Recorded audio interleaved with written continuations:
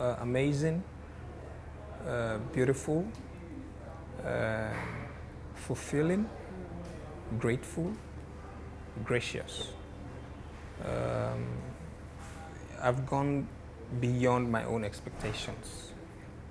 By the time I turned 40 and I looked at the achievements I had thus far, I looked back and I was like, I never saw this in 20 years, and here we are. And because I started quite early.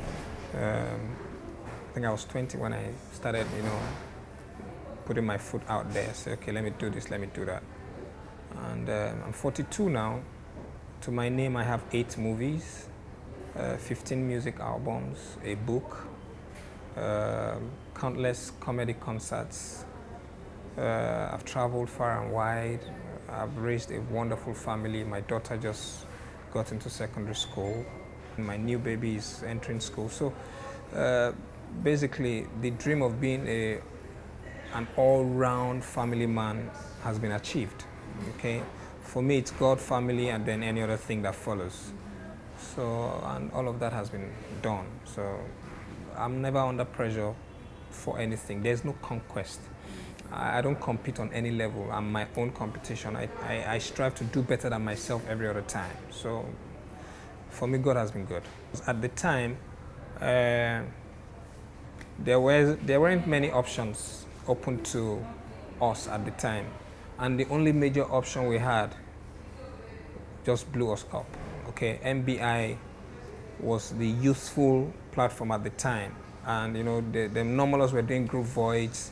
And then we were the only young people at the time trying to do something different from the park. NTA was starting not to be so youth-friendly anymore. There was nothing youthful. And it was just by chance, too, that I was given that opportunity to feature. I wasn't interested in fame. Till date, myself and my wife were not interested in fame. Yes, as much as I am an entertainer, I am an introvert. You catch me at home every time. As we speak, I'm supposed to be indoors. Wifey comes back, she meets me at home every day. There are 2 guys. There's Koffi the guru, okay?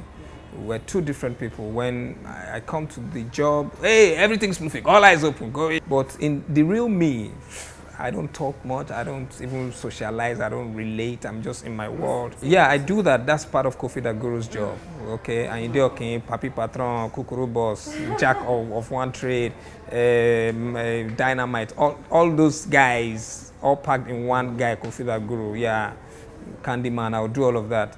But when I switch back to Emmanuel, that's me on my own daily. Yeah. I'm just, I could sit with you for 1 hour and you'll be like, and he calls himself a comedian. So boring. But that's me. It helps me sanitize. It makes me sane. So that time, when we saw the first episode of Twilight Zone, before then, my girlfriend and I, which is my wife, we dated for 7 years. So she had been in support of all my theater moves and everything, my stand-up comedy gigs and all that. So we didn't plan for TV, we didn't see television. But my character from a stage play was so powerful. KP said, Koffi, we need you to come and play Dauda on screen. I dodged them for like 3 times.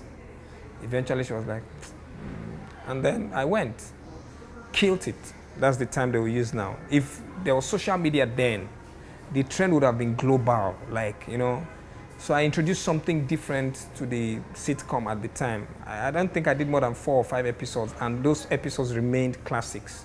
So the character comes in every time, people are like, wow, this guy is here.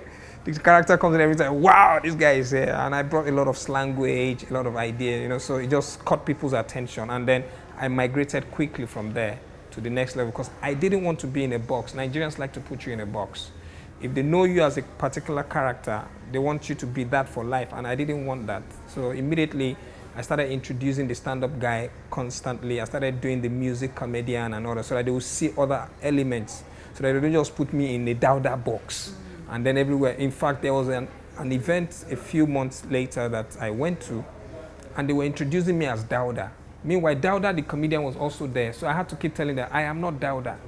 Fortunately for me, Dauda was there. I said, that is Dauda, I am Koffi. Don't put me in a box. They do that a lot for the Yoruba comedians, Mr. Latin, Baba Suwe and all that. No, I am not like that. I am a lot more on the comedy side than just a drama, funny guy. So that blew up, and then I took it up from there. The people who are producing the new television programs are just after the money, and then they just want to paint, find pictures, and then I'll use my own as an example. My new movie, Mumbo Jumbo. Most of the people who came to the premiere, they were in awe, like, we can relate with this. This is actually true. So most of the stories out there are not exactly a reflection of the realities on ground. They just make believe, they want to copy Western, okay, Kim Kardashian kind of thing, let's do a reality too. They just want to paint rosy pictures that, there are stories that you can tell. Some people are actually telling those stories, but they are not in the forefront of the major media push. They are not the ones you're seeing all the time. They are still under there. People are not really exposing them. So some people are still telling the stories. But the major thing, the major vibe that the culture they are selling to the young ones is to Americanize or Britishize them. Okay, so, and I think that's where we're having the problem. If a lot more people can be allowed to tell relatable stories and not just constant case stories. By that I mean, there's a season, wedding stories are every movie. There's a season, all the stories are about cheating. There are stories that go beyond all these subject matters. So we're supposed to be able to, as we speak, there is no high school movie. Now, Sugar does not exactly reflect everything that happens here. It's more of the South African kind of, and then they're trying to, one thing about some of those content is they try to force it in, like, okay, this is what, and then sometimes when we're trying to shoot things that are real, if you check in Mumbo Jumbo, I'm sweating in one scene. If it was those people that produced it, there will be no sweat in that scene. There must be no sweat. And I'm like, in real life, somebody is jogging and you will not see sweat. How is that possible? So for me, I think we should tone down on fine pictures, but real content. Okay, we're having better equipment, we're having better pictures, but we're losing the stories. Okay, that's why you see a lot of people on social media now, they are yearning for all those old Nollywood movies. There's a high demand for them. If you go on YouTube, that's what people are watching the most. Because these new pictures and stories are not relatable. People just pack themselves in one environment and shoot from room to room, cupboard to cupboard, kitchen to parlor. It's not real. I'm shooting a movie right there in Obalende very soon, somewhere there in the nitty-gritty ghetto of Obalende, in the barracks, where you can relate. I'll bear the consequences, but somebody must be able to relate with it. That's why I like King of Boys. It went away from the norm, because Kemi Adetiba has been working on some of those same pictures, but she went away from there, said, no, this one, we have to say it as it is.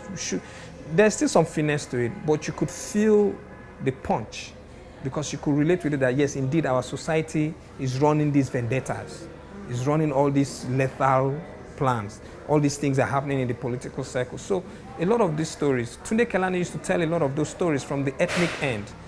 Kunle Afolayan now took it up to some level as well. So we should tell good stories and not, Oyibo people will just use a camera phone and tell a good story. It's not about the technicals, but the story. Some of the best stories that won awards at the Oscars were stories that were far away from norm. Pineapple Express. You're seeing this guy, who's the Branco, what's that boy's name? He's winning an award for being in a cave for how many hours, stuck up there. He's winning Best Oscar for that. If it was a Nigerian that did that movie, I applied to a platform to take on distribution for Mumbo Jumbo. They said it was too intelligent. This is 2019, and somebody says the movie is too intelligent. And that just goes to tell you what we're feeding the young generation. Yeah, that's what they told me. I can say that anywhere. Yeah, you said the movie is too, you wanted something dumb for the audience all the time. Junk, junk, junk. And for me, I can't raise my kids like that, It's not demand and supply. It is what you constantly supply that becomes the demand. If you supply junk music, there was a time that music had certain, but after a while, people, take for instance, there was a time that Nollywood was doing so well with its own stories. until certain investors came in and decided who and who should be in movies. That was where the downfall started from. So that first generation crumbled. Now there's a new alignment. The ones that have now come up with movies that can now go to cinemas and blah, blah, blah. But in all reality, still those stories and those pictures can still not cross over to international waters because the stories are not relatable. You know, we should be able to tell very simple African stories that have depth and people can feel it.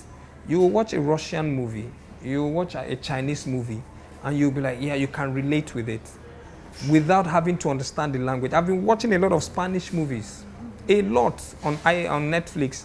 I can't hear what they're saying. I'm just reading the subtitles, but I can picture it. I can flow with it.